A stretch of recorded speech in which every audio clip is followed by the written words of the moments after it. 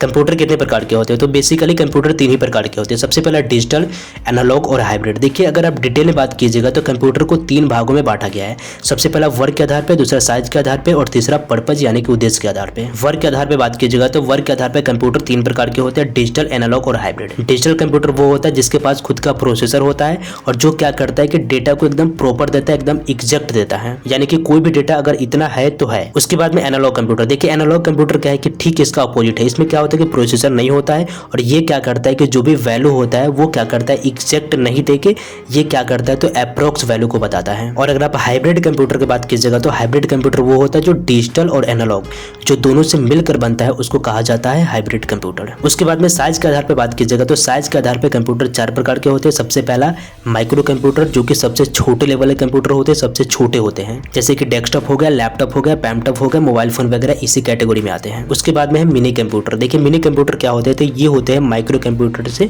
बड़े कंप्यूटर होते हैं और इसका ज्यादातर जो यूज होता है वो होता है रेलवे और एयरपोर्ट पे। उसके बाद में है मेन फ्रेम कंप्यूटर। देखिए इसका जो ज्यादातर यूज होता है वो बड़ी बड़ी कंपनी करते हैं, जैसे कोई एमएनसी कंपनी हो गया या फिर कॉर्पोरेट वगैरह हो गया, ताकि लंबे से लंबे डेटा को एनालिसिस किया जा सके और उस डेटा को स्टोर करके रखा जा सके। उसके बाद में आखिरी है सुपर कंप्यूटर। देखिए सुपर कंप्यूटर क्या होता है, जो सबसे टॉप लेवल के कंप्यूटर होते हैं। इस कंप्यूटर का ज्यादातर यूज होता है बड़ी से बड़ी खोज करने के लिए, जैसे कि डॉक्टर वगैरह करते हैं या फिर इंजीनियर वगैरह या फिर साइंटिस्ट वगैरह इस कंप्यूटर का यूज करते हैं। उसके बाद में आखिरी है पर्पज के आधार पे यानी कि उद्देश्य के आधार पे। तो उद्देश्य के आधार पे कंप्यूटर 2 प्रकार के होते हैं, जनरल पर्पज कंप्यूटर और दूसरा स्पेशल पर्पज कंप्यूटर। देखिए जनरल पर्पज कंप्यूटर वे होते हैं जिससे जनरल काम को किया जा सकता है, जैसे कि लैपटॉप की बात कीजिएगा तो इसे आप फिल्म भी दे सकते हैं, डेटा एनालिसिस का भी काम कर सकते हैं, कोडिंग भी कर सकते हैं, है ना, स्टडी भी कर सकते हैं, मतलब कई सारे कामों को कर सकते हैं। उसके बाद में दूसरा है स्पेशल पर्पज कंप्यूटर। देखिए इसमें क्या होता है कि इसमें आप केवल स्पेशल काम को ही कर सकते हैं। जैसे कि मैं आपको एग्जांपल बताऊं तो एटीएम मशीन, इसमें आप क्या कर सकते हो तो केवल और केवल पैसा का ट्रांजैक्शन कर सकते हो। उसके बाद में वॉशिंग मशीन कंट्रोल सिस्टम की बात कीजिएगा तो वॉशिंग मशीन में क्या होता है तो केवल और केवल आप अपने ड्रेस को